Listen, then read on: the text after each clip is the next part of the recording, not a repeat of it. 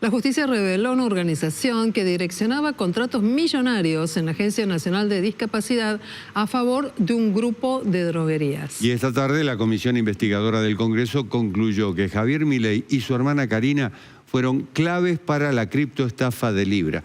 Para analizar estos temas estamos en comunicación con Esteban Paulón, diputado socialista por Santa Fe. Esteban, buenas noches.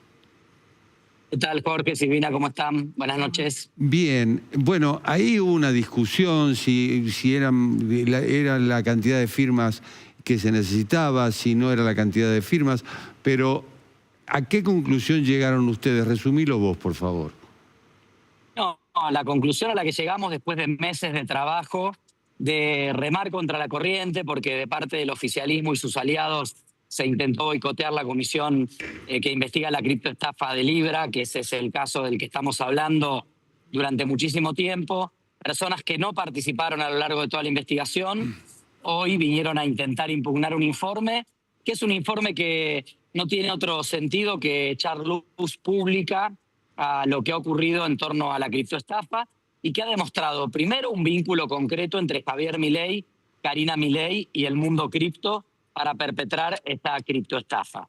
En segundo lugar, logró determinar esta investigación que hubo 111.000 personas damnificadas y solo 40 beneficiarias, lo que habla claramente y demuestra que esto fue una estrategia, una estafa muy bien planificada, en la cual unos pocos se llevaron más de 100 millones de dólares en detrimento de muchos pequeños ahorristas e inversores que participaron en esta propuesta. En tercer lugar, quedó demostrado que el producido de la criptoestafa Libra tenía por objetivo y por destino no fortalecer las pymes, sino más bien desviarse hacia recursos al presidente y su hermana. Esto a partir del seguimiento que hicimos de todas las transferencias, desde las wallets, desde las billeteras, que demuestran que ante cada reunión en la Casa Rosada, incluso durante las reuniones y en la previa y en el posterior, había distintas transferencias de montos de dinero y después vimos también, porque fue revelación de esta comisión, esas imágenes en las cajas de seguridad, ¿no?, de Novelli y su madre sacando los dólares en efectivo. Y creo que en estos meses de trabajo quedó demostrado que hubo una operatoria, que esta criptoestafa no hubiera sido posible sin la participación del presidente. De hecho, hubo una prueba piloto, un tester, unas semanas antes, sin la participación del presidente, y la diferencia en cuanto al monto transaccionado y la cantidad de personas que participaron es abismal. Así que, finalmente, la principal conclusión es que sin Javier Milei y sin el posteo de ese código de más de 30 números y letras alfanumérico, no hubiese sido posible perpetrar la criptoestafa de Libra. Diputado, sin entrar en demasiada complejidad, pero sí apuntando a la síntesis y a la precisión, ¿ustedes pudieron reconstruir la ruta del dinero cripto?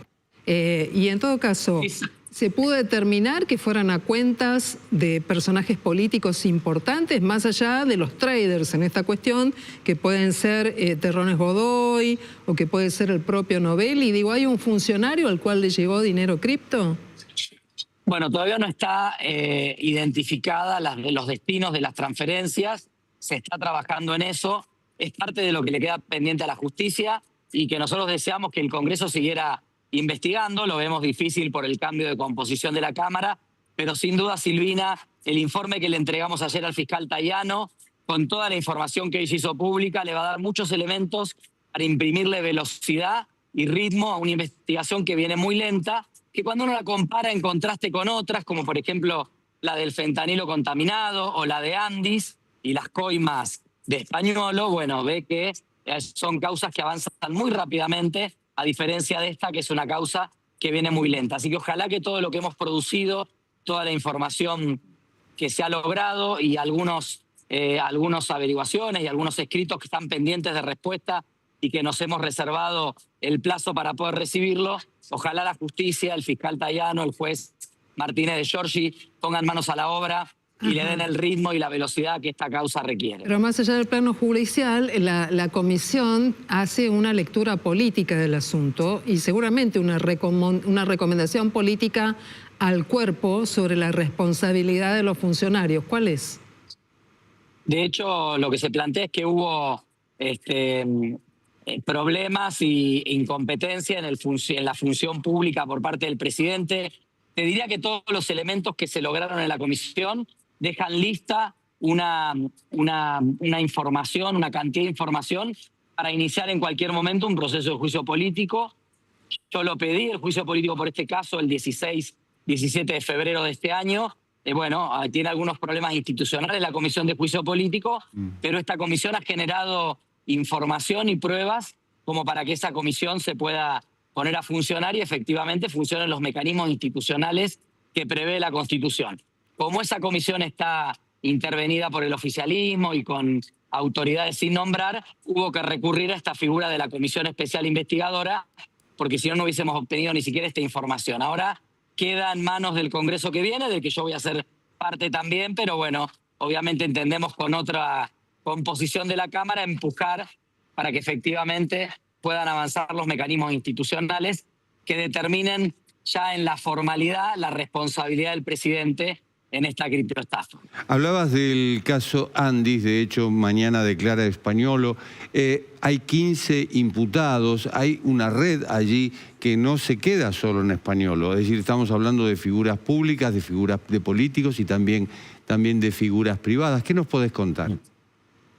Bueno, un sistema montado para la corrupción, ¿no?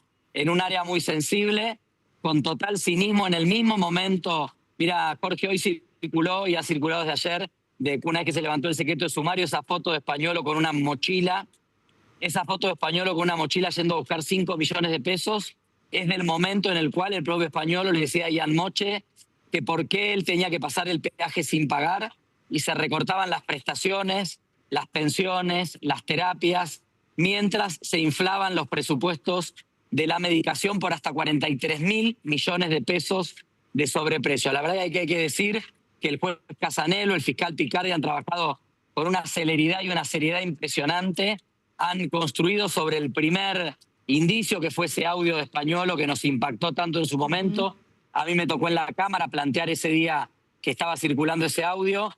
Sobre eso se montó una investigación que ha sumado muchísima prueba muy contundente, que ha demostrado la existencia de un esquema planificado que desde mediados del 2022 estaba buscando la forma de insertarse en alguna instancia del Estado para poder robar a partir de sobreprecios y retornos. Diputado. Y ahora queda dilucidar desde los cuadernos. Parece que hay una obsesión con los cuadernos en la corrupción, ¿no? Mientras se da el caso de los cuadernos, aparecen los cuadernos de Españolo también. En esos cuadernos se anotaban iniciales, se establecían circulación de dinero, se planteaban responsabilidades. Bueno, ahora el juez tiene todos los elementos para avanzar, más allá de estos 15 imputados iniciales, con las responsabilidades políticas hacia arriba, porque quiero decirles que parte del esquema de corrupción que comandaba Calvete en las sombras no fueron nombrados por Españolo, venían con nombramientos de otras áreas del gobierno. Habrá que dilucidar ahí cómo funcionó el poder para que esta gente llegue a quedarse con los recursos de quienes más lo necesitan. Diputado, es que a esto apuntábamos también, ¿no? ¿Cómo era esa red que sostenía en principio este esquema de sobreprecios? ¿Cómo funcionaba? Españolo era el director de la Agencia Nacional de Discapacidad, Sí. Pero ¿había un segundo anillo que trabajaba en hechos ilegales? Y en todo caso, ¿cómo? Sí, totalmente había, Silvina, una clave compartida para entrar al sistema, para poder direccionar las licitaciones. Las licitaciones se dividían en montos menores, entonces dependiendo del monto de la licitación vos tenés que hacerla abierta o podés llamar a solo una cantidad determinada de prestadores o de oferentes. Se subdividían las licitaciones para poder elegir el mecanismo a partir del cual 3 o 4 oferentes resolvían una licitación.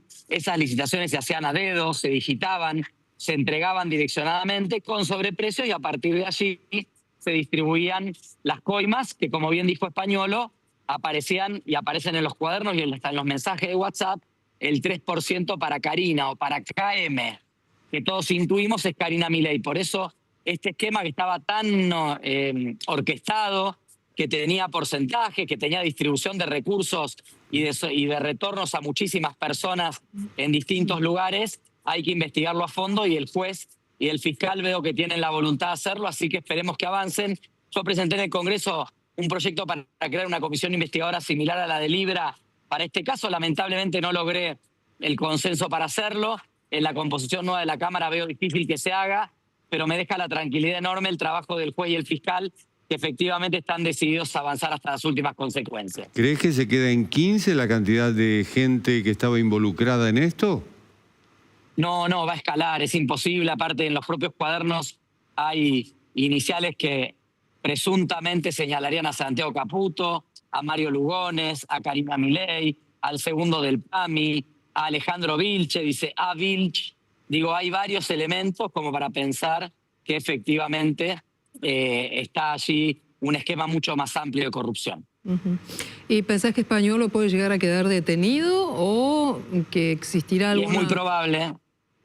Sí, lo de Calvete no lo pudimos ver porque él está detenido por otra causa de proxenetismo, trata de personas. Ahora aparece mañana declarando en indagatoria Españolo, muy posiblemente quede detenido. Le han sido secuestrados sus documentos de viaje, así que tiene prohibición de salir del país. Quizá el próximo paso sea que quede detenido a partir de la declaración indagatoria con el juez y el fiscal mañana. Es que no cierra lo que ganaba este hombre, que eran 3 millones de pesos con respecto a los gastos que tenía. Inclusive... no, una refacción en la casa de no Pilar. Se puede explicar, $80.000 en efectivo. Lo mismo que Ornella Calvente, que tenía $700.000 en efectivo en la casa.